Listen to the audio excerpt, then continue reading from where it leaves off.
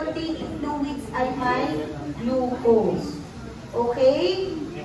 Hypertonic sila. Okay? Meron silang glucose contents. Ma'am, paano yung sinasabi mo na contents ng mga dextrose? May nakalagay dito sa ganito. Pag work kayo sa duty at wala kayong ginagawa, pwede nyo basahin. Pag work kayo, wala kayong time. Kasi ganun minsan kami, pag work kami kung ano yung binabasa namin. Okay? Para mag-expand din yung mga knowledge nyo. Okay? And lahat, sabi ko ng bagay ay may expiration. Walang magtatagal. Masan. So, bago din kayo maglagay ng IV fluids nyo, syempre, i-check nyo din kung expired na. Madami kasi yung nakastock lang, hindi nagagamit. Yun pala expired na. Tignan nyo din yung consistency ng inyong, tsaka color ng inyong IV fluids, baka iba na yung itsura niya. So, ibig sabihin, contaminated na yun. Okay? Ma'am, question. Ganyan. Paano yung IV fluids kung ibang color pero hindi pa naman nabubuksan?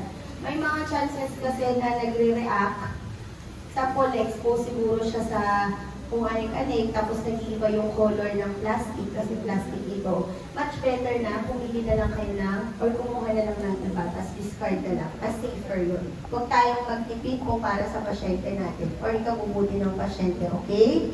Another thing is, bago kayo sumabak is i-prepare nyo muna ang mga gamit nyo.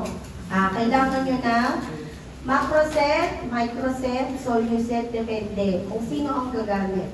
Usually, kung kailangan mo ng madaming volume or fast flowing, kailangan mo ng macroset.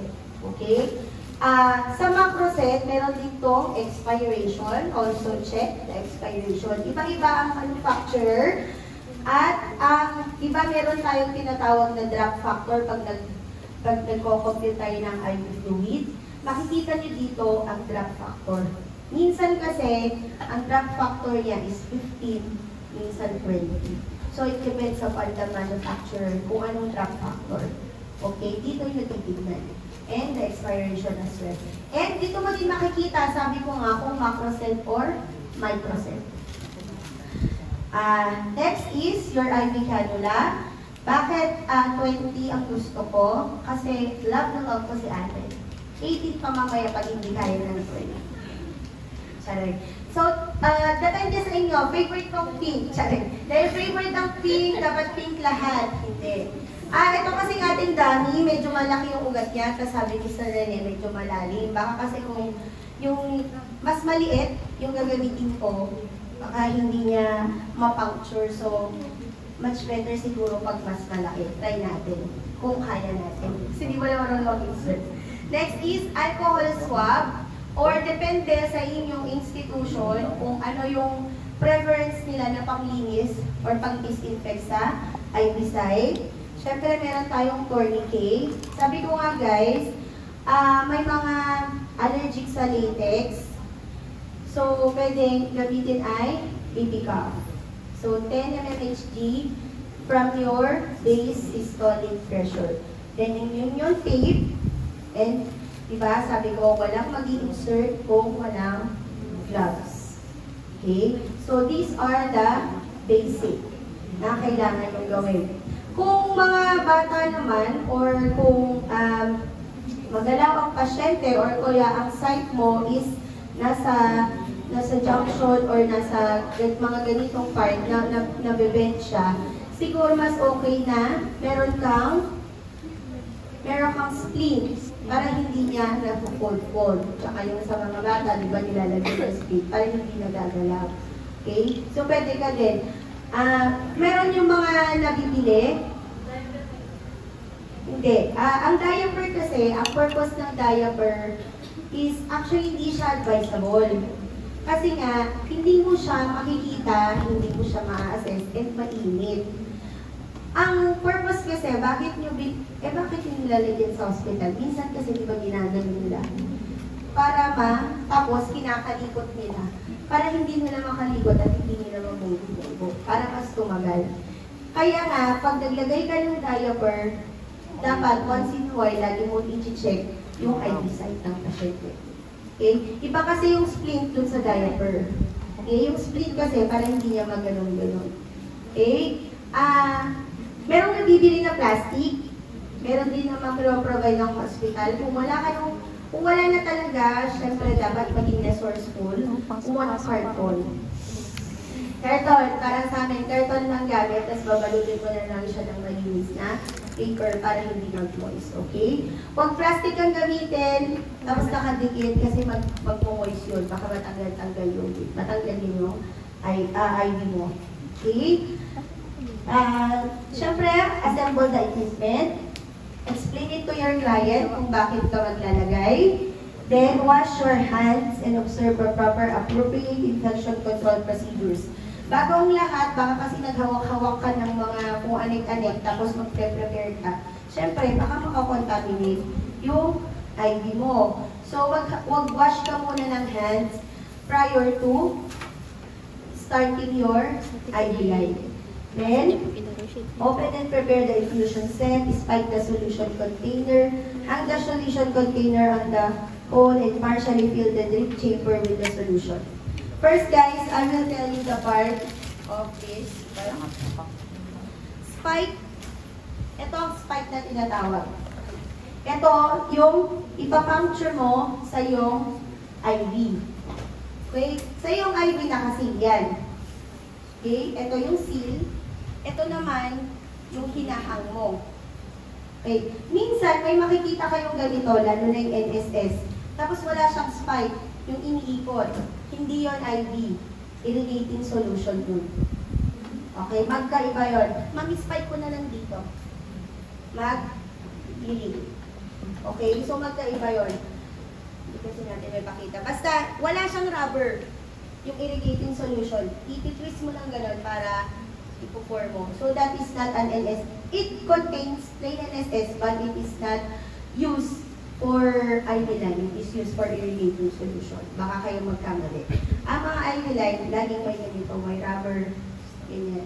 Tapos, nakasil siya, ha? Tapos ito yung ihahang nyo. Dito, nakalagay din kung anong klase ng swero. This is a spike. This is a air vent.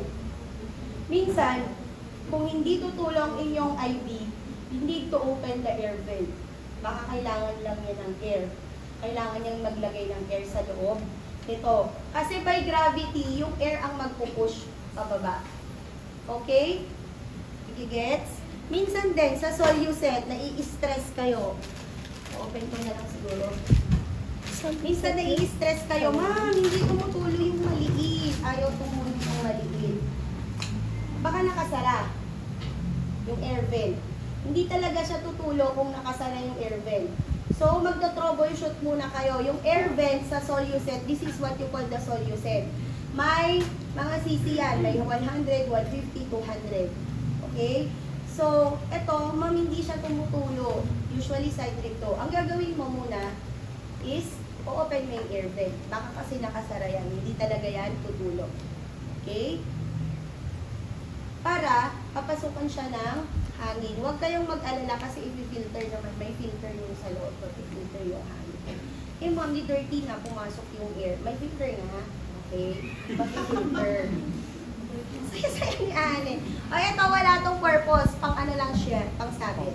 Okay? So, try natin para makita natin. Wala pa. Okay? And, ang ating Soluset, discuss ko muna yung parts, guys, ha. May plastic sa baba. Okay? Meron siyang plastic sa baba. Tawag dito yung stopper niya. Kasi kung na-reach niya yan, hindi natutulo. Hindi natutulo to prevent na air na pumasok dito. Tapos, hindi pag-prevent din for air embolism. Okay? So, may stopper siya. Yan yung purpose ng stopper. Minsan naman, i-refill mo lang, be. Minsan kasi side trip dito for 1 hour. Usually, ginagawa nila, di ba? Tinitimplahan na nila ito. Example, mag-sulfate. Magtitimpla na sila ng mag-sulfate dito. Eh, dapat 100 cc hourly. So, after 1 hour, na-consume mo na. Nag-stop na. Magre-refill ka, o i-refill mo ulit ng 100 cc. Ma'am, hindi na siya tumutulo. Naka-open yung air vent. Walang namang air. Walang air sa tubing. Ano gagawin ko? Baka yung stopper nasa baba pa. Okay? So, ang gagawin mo, i-close mo lang to, i-push mo ng konti para ma-push yung air vent sa taas. Tutulo na naman siya ulit. Ay, yung stopper, sorry. Yung stopper sa taas. So, tutulo na naman siya. Okay? Minsan, kahit anong push-push mo, napuno na. Ayaw, napuno na. Ganon. Bakit ayaw pa rin? Pwede mo siyang alugin. Pero pag inalog mo siya, i-close mo yung air vent kasi lalabas. Yung tubig. Close mo. Alugin mo. Para mababa. Tapos aakyat yung stopper. Open mo ulit yung air vent. Tapos regulate. Minsan, ma'am, yung stopper nasa taas na. Yung air vent naka-open. Ayaw pa rin. Baka may air. Kaya ayaw tumulo. So, what you do? You aspirate the air. Okay? Mamaya, ipapakita ko sa'yo kung paano ina-aspirate ang air. So, this is the spike. This is the air vent. Then, this is the tubing. Okay? This is the container, drip container, and this is the tubing. Tapos, ito ang ating roller clamp. Dito tayo nag-regulate ng ating IV. So, pag nakataas, ibig sabihin, hindi niya kiniking, hindi niya kinaklamp. So, mabilis ang flow. So, habang binababa mo, sumisikip siya, so, nare-regulate mo ang inyong IV. This one is the port. Code port. This one is the port. Ito, dito tayo nag-i-inject ng mga gamot sa pasyente. Pag nag-i-inject tayo ng gamot sa pasyente, kailangan i-wipe ng alcohol first, i-disinfect before we give the medication to the patient. You give the medication, you just hold the port. You king, don't forget to king. You king, then you push. Okay? Aspirate ka pa ba? No. Okay? Huwag ka nang mag-aspirate. Basta. This is the port. And lastly, ito na yung pinoconnect natin sa ating IV. Okay? Okay? So, next is yung tape. Sabi ko nga, pwede kayong gumamit ng Tegaderm, yun yung parang transparent na dinidikit. Mas maganda yun kasi na-assess natin lagi ang IV site ng ating pasyente. But, ang cons lang yan is that ma-pricey siya. So, usual natin nakikita ito sa ating mga hospital. This is the module 4 na pinag-debate natin sa ating pasyente. So, mamaya, ipapakita ko sa inyo yung technique para mag-secure ng IV. Then, ang ating gloves. Okay? Diretso na ako sa pag-insert. I will show you.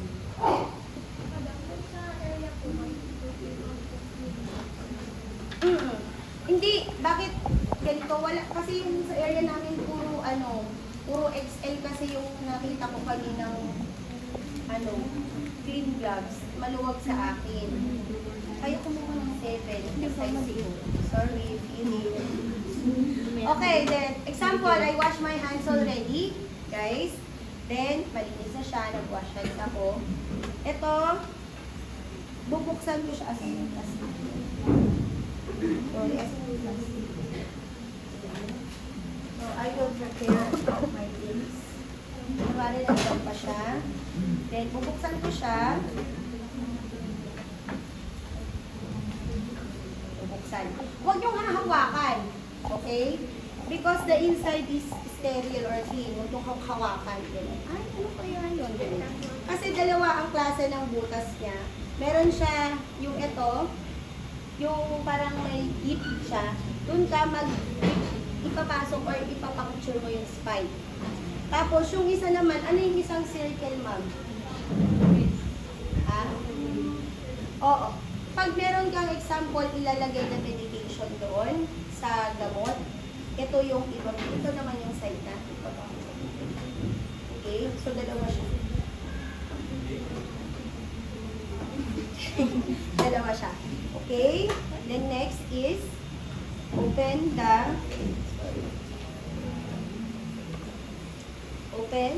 the spike. Then, i-shoot mo siya dun sa sinabi ko. Okay.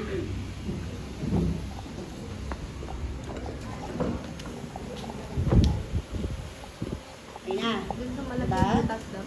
Oo, dun sa malaking butas. Then, open the air vent. i-flip mo siya. Enough lang para magkaroon ng tubig. Then, hook mo siya sa IV bowl. Then ito, make sure pag nag-i-insert kayo, minsan kasi pag binuksan mo yung microset, naka-open yung roller clamp. So make sure before you spike, i-close nyo muna yung roller clamp. Kasi pag once na ginanon mo na siya, didiretso kasi. Okay? So, dyan. Then, open this one. Ito na yung tinatawag natin na pagpa-prime. Ito na yung sinasabi ko ulit na pagpa-prime. Okay? So, diba meron ka ng tubig na konti, i-open mo lang siya, and magdi-drip na siya. Nakikita nyo? Okay? Huwag yung itatapon ha, diba tinanggal nyo yung cup niya. Huwag yung itatapon.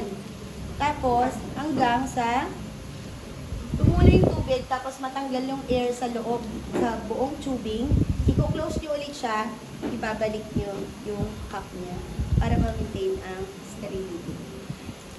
Bakit huwag tatanggalin at bakit dito ko nilagay? Kasi dito siya galing. Yung loob, hindi ko naman hinawak-hawakan. Hindi ko din siya dinikit. Kumbaga, intayak lang. Okay? Para hindi magtapon-tapon. Kung meron kayong container, kitty basin, okay lang din yun. Huwag itatapon ito kasi minsan ang ginagawa, natatapon to, nag-prime ka, tapos nakalapag na sa baba, madumi na. So at least ito, secured yung dulo. Kasi yung dulo, di ba, siya yung i-insert or i-connect mo sa inyong cannula. Okay? So dapat maintain mo sterility. So habang hindi ka pa mag-i-insert or wala ka pang insert, ang unang-una kasi dapat magpa-prime ka ng iyong line before ka mag-insert. Ang tendency kasi, pag nauna kang nag-insert, bago ka nag-prime ng line, nag-clog na, hindi ka ba nakaka-prime ng line mo? O kaya, paano pag gumalaw-galaw yung pasyente mo, na out na ulit yung in-insert mo, hindi ka ba nakaka-prime? So, uunahin mo siya na gagawin kung mag-i-insert ka. Okay? Ipa-prime mo muna, gagawa ka muna before ka mag-insert. Okay, next. Alcohol. Pag tumulo na yung tubig dyan daw, balik wala ng air sa tubig.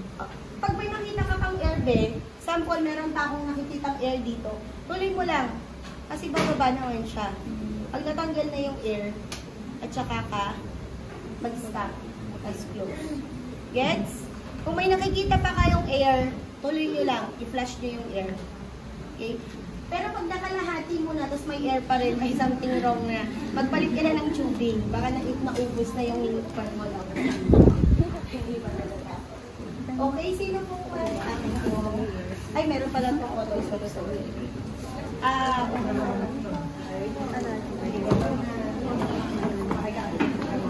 Alam mo yung parang kita ba? Lumabit na lang kayo. parang dito may tubig, tapos ito wala. Tapos may tubig.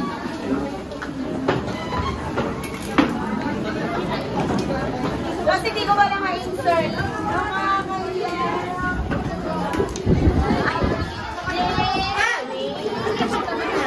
Ginagawa. O, tignan niyo baka tumulo. Wait lang.